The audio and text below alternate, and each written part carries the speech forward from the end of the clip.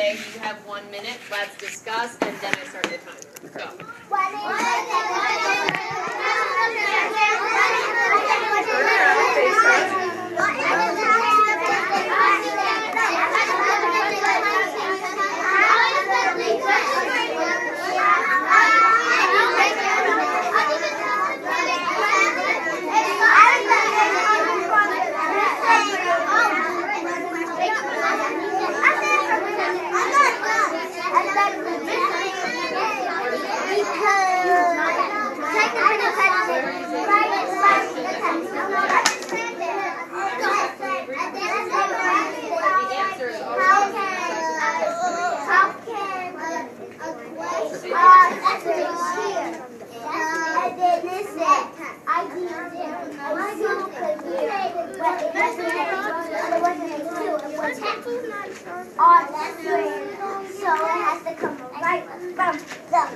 Redirect. Antonio's group, stand up and share out.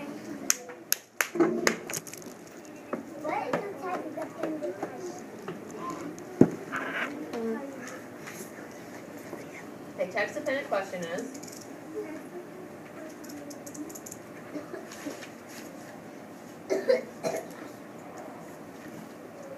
a question that comes from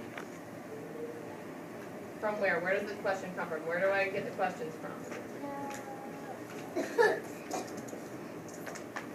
Text-dependent questions come from where? Probably not Sydney, here as partner. So in college talk, say it in a complete sentence, please.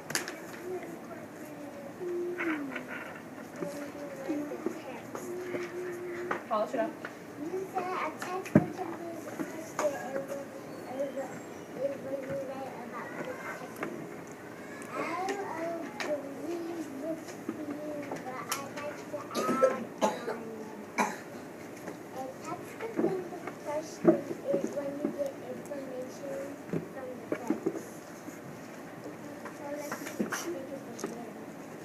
So as your eyes are up here, good job, Jaden, thank you. A text-dependent question is a question that comes directly from the four corners of the text. The answer to that question is in the text. Now, I believe it was Naima who came in after school one day this week and saw Miss Maitland she saw me at my desk. Do you remember that? When I was close reading? Did you remember you saw me closely reading? So, Naima actually saw me underlining and annotating a text, and I was looking for an answer to a text-dependent question. So not only will you be doing close reading here in this classroom at J.O. Wilson, but throughout your whole life, and in college, and when you go to college again, you will be required to closely read text and answer questions that we find right here, and right here only, okay? Which is why we're learning it now. So then when you get to college, you'll be like, oh wow, Miss Maitland already taught me that. I know how to do that on my own. So that's why it's so important that we learn to answer our text-dependent questions now. Alfonso, read our objective and then repeat Alfonso, please. Today I'm reading I will answer text-dependent questions. Today I'm reading I will answer text-dependent questions. By the end of close reading today, Zaire, you will have created a 2-paragraph response to this text-dependent question. Repeat me. How does a fish hear underwater? So pause for a moment. So what I did, I related to what they were doing to the real world, talked about the importance of it, deconstructed the objective. I told them by the end of the lesson this is what they should be able to produce. And then I also referred to the question. So now what we are going to do, we are going to unpack the text. We are going to unpack the text to look for the answer to our text-dependent question. Okay? I will read it once through. We will then discuss the question. Together we will read it the second time. and the third time you will read with your partner. So we'll do 3 reads, I read, we read, they read. Okay? Now before we begin reading the text today, I want to draw your attention to this bold word and point to the bold word on your paper. Enough. Quote. This word is vibrations. Everybody say vibrations. Vibration. Whisper it. Clap it.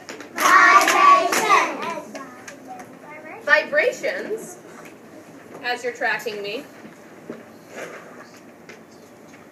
is a very important, you'll use mine, okay? It's a very, very important word. It is so important that the author put this word in all bold lettering, which is a clue to the reader. Oh, this is an important vocabulary word that I need to pay attention to so that I can make meaning of what I'm reading. This bold word is telling me, wait, I need to stop and I need to think. What does this word mean? So I'm going to tell you what vibrations mean using our Frayer model, which we use in vocabulary, which we will again start next week. So everybody read the word vibrations. Vibration. So what it means, the act of shaking, if you're shaking. Okay? Synonyms. You need to have the seat. This is really distracting. Synonyms are words that mean the same.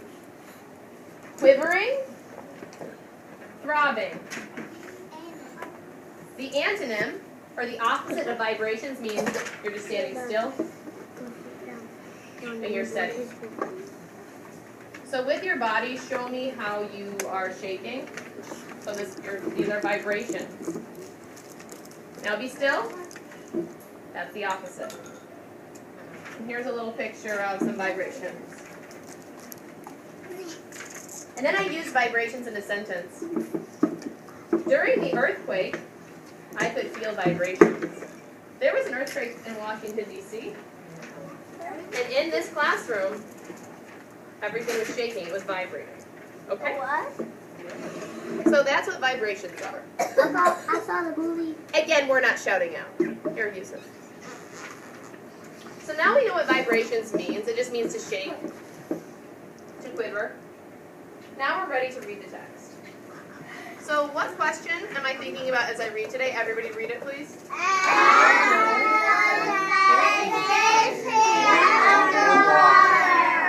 Okay. You can follow along in your text or up here. A fish doesn't need an outer ear to collect sounds. Sound vibrations easily pass through the fish's body and are picked up inside its head. That's very fascinating. So I think the author is teaching me that a fish doesn't need ears like human ears. The fish just swims through the water, and vibrations go through its body, all the way to its head, so it can hear. Fascinating. So what text evidence can I underline that will answer my question? What does it say, according to the text, how a fish hears underwater? What does it say? Kyrie. Antonio, your eyes are up here. How does a fish hear underwater? What did it say in the text? What does the fish use so that it can hear underwater?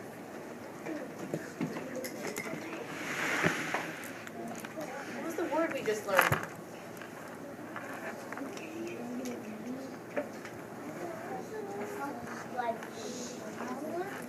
You want me to read the text again real quick? I'll read it when everyone's in slant. I will read it when everyone's in slant. Thank you for redirecting your body. Dakota, thank you for redirecting your body as well. Thank you. A fish doesn't need an outer ear to collect sounds. Sound vibrations easily pass right through the fish's body and are picked up inside its head. So what does the fish use? The fish doesn't use ears like we have. What does the fish use to hear sounds underwater? What did it say in the text?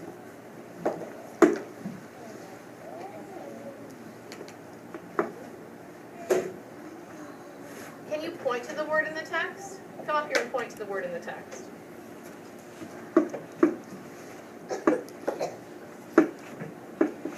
Collect. How does the fish collect sounds? What does the fish use? What goes through the fish's body to help it hear underwater? What was the word we learned? Point to it.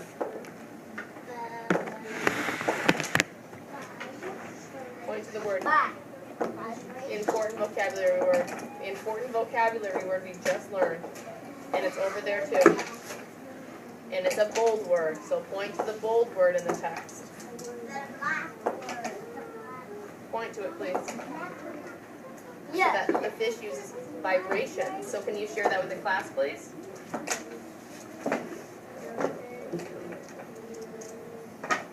Vibrations. Great. Yes, I So vibrations easily pass right through, and I'm going to skip the fish's body. So vibrations easily pass right through the fish's body. So where it says vibrations in your text, I want you to underline vibrations easily pass right through the fish's body. And I will come around and help annotate for those of you who need it.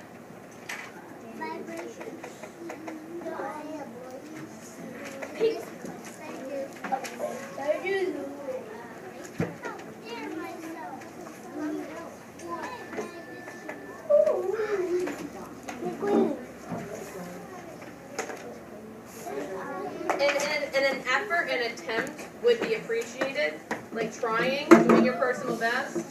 Hand me your paper, please.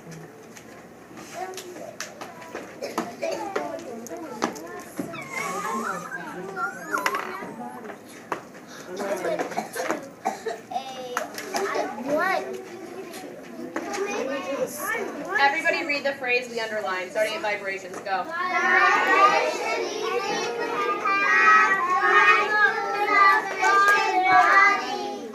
Okay, great. Now we're going to read the text together. Stop. We're going to read the text together.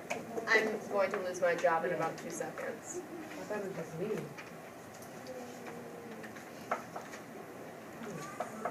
And notice when I was helping them annotate, I also had them read the question, so they're always doing something.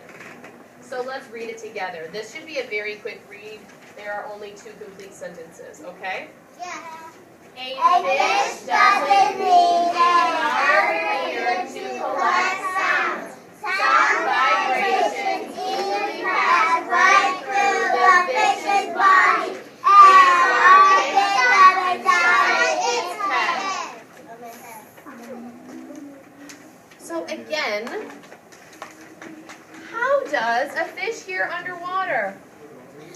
Zion.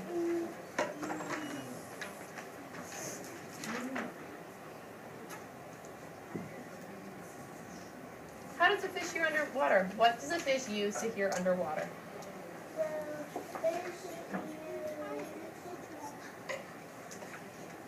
Sound. College shot. Complete sentence and stand up.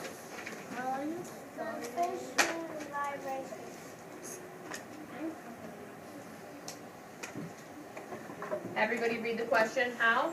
How does a fish hear underwater? You have 2 minutes to read the text and also you have 2 minutes to read the text with your partner. And if you get done before the timer goes off, reread it as many times as possible, thinking about the question. Begin reading. With your partner.